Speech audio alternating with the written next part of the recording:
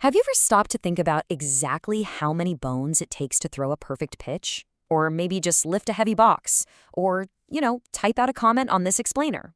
Well, welcome to the explainer. Today, we're diving deep into upper limb anatomy. We're going to map out the entire skeletal structure of the human arm, and I promise you, by the end of this, you are going to see your own body in a completely different light. Okay, let's just dive right into it. To really understand the upper limb, we first have to answer one fundamental question. 32. That's the magic number. That is the exact number of individual bones working together on each side of your body to give your arm its incredible range of motion, its stability, and those fine motor skills. It's an intricate, perfectly balanced system, and we are going to look at every single piece of that giant puzzle. And this beautifully illustrates our roadmap for today. We're taking a top-to-bottom anatomical tour. Now, to make learning this super easy, we can intuitively divide those 32 bones into two main parts. First, the shoulder girdle, and then the free upper limb, which breaks down even further into the arm, the forearm, and the hand. Let's start right at the top. Section 1, the shoulder girdle, the anchor of the arm. You can really think of this girdle as the foundation, right? The main anchor for your entire free upper limb. Because before your arm can do any complex lifting or reaching, it desperately needs a stable base to operate from. Now, this girdle is made up of two paired bones, but before we look at them, I've got a fascinating piece of trivia for you. Think about the long bones in your body, your legs, your arms, your fingers. They almost all run vertically, but there is one major exception. The clavicle, or what we usually call the collarbone, is literally the only long bone in the human body that lies horizontally.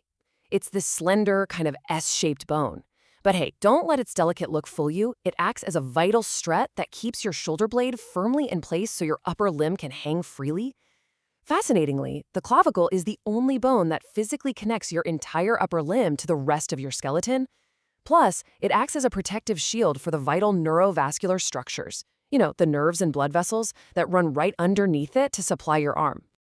Moving on to the second half of that shoulder girdle, we've got the scapula, or the shoulder blade. This is a relatively large, flat, triangular-shaped bone found right on your upper back. And the scapula is an absolute workhorse. It serves as this massive attachment site for a bunch of muscles, including your rotator cuff muscles, which are absolutely crucial for stabilizing your shoulder joint. It directly articulates with both the humerus and the clavicle. And speaking of the humerus, let's move to our next section and see how all this builds together. Section 2. The upper arm, the powerful lever. So, moving down into the free upper limb, specifically the upper arm, which is anatomically known as the brachium, we find a region dominated by a single powerful lever. But before we get to the bone itself, let's bust some medical jargon real quick so we're all on the exact same page. When anatomists talk about long bones, they use some very specific terms. The diaphysis is simply the long cylindrical shaft or body of the bone, while the epiphysis refers to the rounded ends, either proximal, meaning closer to the center of your body, or distal, meaning further away. So, keeping those terms in your back pocket, let's look at the humerus. This is the largest and the longest bone in your upper extremity. Its proximal epiphyses, that top end, articulates with the scapula to form your shoulder joint. Then you have that long diaphysis, the shaft, which provides a really solid attachment point for several muscles. And finally, the distal epiphysis, the bottom end, connects to the bones of your forearm to form the elbow. Honestly, it's a brilliant piece of biological engineering. Section 3. The forearm. Radius and ulna. Continuing our journey down the arm to the forearm, or the antebrachium, we find a part that is honestly often misunderstood. Because unlike the upper arm, your forearm relies on a really complex parallel relationship between not one, but two bones. Here we have the stars of the forearm, the ulna on the left and the radius on the right. Now, the ulna is located on the medial side, that's the pinky finger side of your arm, and it's actually the longer and larger of the two. The radius sits parallel to it over on the lateral side, which is your thumb side. Both of these bones articulate with the humerus at the top to form the elbow joint, and then they articulate with the carpal bones at the bottom to form your wrist. So the really crucial point here is how these two bones work together. The radius and ulna don't just, connect the elbow to the wrist. They serve as absolutely vital attachment sites for the myriad of muscles responsible for extending and flexing your forearm, your wrist, and your fingers. Literally every single time you twist a doorknob, you're relying heavily on the complex interaction of these two forearm bones. Which brings us to Section 4, the wrist and hand, the intricate network. That twisting motion leads us perfectly to the most distal, most complex tool of the upper limb, the wrist and hand. This is where the sheer math of our anatomy gets seriously impressive. Remember how we started with 32 bones in the entire upper limb? Well, the vast majority are packed right here. Let's break that math down so it's a bit easier to digest. The hand alone is composed of 27 bones. These are divided into 3 groups. You've got 8 carpal bones making up the wrist, 5 metacarpal bones forming the palm of your hand, and 14 phalanges, which are the small bones making up your fingers. Looking right at the very tips of your fingers, you'll see those 14 phalanges. Notice how each finger has 3 phalanges, a proximal, middle, and distal one, except for your thumb, which is unique because it only has 2. Moving closer to the wrist, you'll spot the 5 metacarpals in purple. These long bones essentially act as the bridge, linking your fingers to the dense cluster of bones down at the base of the hand. Now let's zoom in on that dense cluster. These are your 8 carpal bones of the wrist. They're classified as short bones, completely irregular in shape, and they are tightly packed into 2 distinct rows, a proximal row closer to your forearm and a distal row sitting closer to your fingers. Every single one has a highly specific shape to allow your wrist to bend, flex, and rotate exactly how you need it to. Now here's where it gets really interesting.